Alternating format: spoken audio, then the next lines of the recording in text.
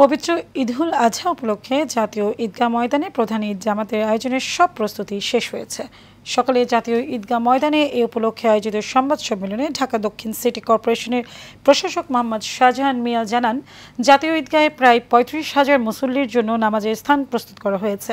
এই ঈদগাহ রাষ্ট্রপতি, প্রধান উপদেষ্টা পরিষদের সদস্যবৃন্দ, কূটনৈতিক সহ বিভিন্ন শ্রেণী পেশার মানুষ অংশ নেবেন।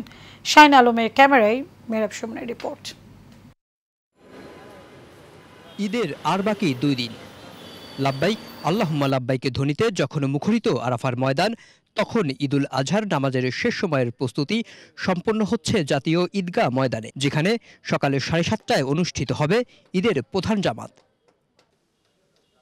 ঢাকা দক্ষিণ সিটি কর্পোরেশনের প্রশাসক জানান, মুসল্লিদের নিরাপত্তা ও নির্বিঘ্নে নামাজ আদায়ের বিষয়ে বিশেষ নিরাপত্তা ব্যবস্থায় রয়েছে পুলিশ, র্যাব ও অন্যান্য আইন শৃঙ্খলা বাহিনী। আমাদের মহামান্য রাষ্ট্রপতি, মাননীয় প্রধান উপদেষ্টা, মাননীয় প্রধান বিচারপতি, সুপ্রিম কোর্ট এবং অ্যাপিলেট ডিভিশনের সম্মানিত বিচারপতিগণ, সরকারের ক্যাবিনেট সেক্রেটারি সহ ঊর্ধ্বতন কর্মকর্তারা সকলেই এখানে নামাজ আদায় করেন।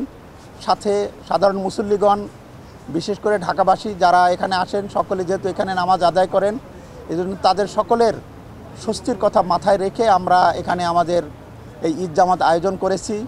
আমরা আশা করতেছি যে সকলে অত্যন্ত আরামদায়ক পরিবেশে এখানে নামাজ আদায় করতে পারবেন। এ সময় ঢাকা দক্ষিণ সিটি কর্পোরেশনের পক্ষ থেকে কোরবানির পশুর বর্জ্য ১২ ঘন্টার মধ্যে পরিষ্কার করা হবে বলে জানান দক্ষিণ সিটি কর্পোরেশনের প্রশাসক। কোরবানির দিন বিকাল থেকেই আমাদের বর্জ্য ব্যবস্থাপনা কার্যক্রম শুরু হবে। আমরা আশা করতেছি যে ১২ ঘন্টার ভিতরে আমাদের কমিটমেন্ট যে ১২ ঘন্টার ভিতরে আমরা এই ময়লা পরিষ্কার করব এবং আমাদের এই ময়লা পরিষ্কারের জন্য প্রায় ১০,০০০-এর অধিক আমাদের কর্মী আমরা প্রস্তুত রেখেছি। এছাড়া নামাজের স্থানে প্রাথমিক চিকিৎসা, অ্যাম্বুলেন্স সার্ভিস এবং জরুরি স্বাস্থ্য সেবার জন্য মেডিকেল টিম ও অ্যাম্বুলেন্স প্রস্তুত থাকবে। Mehrab Suman, Asian television, Dhaka.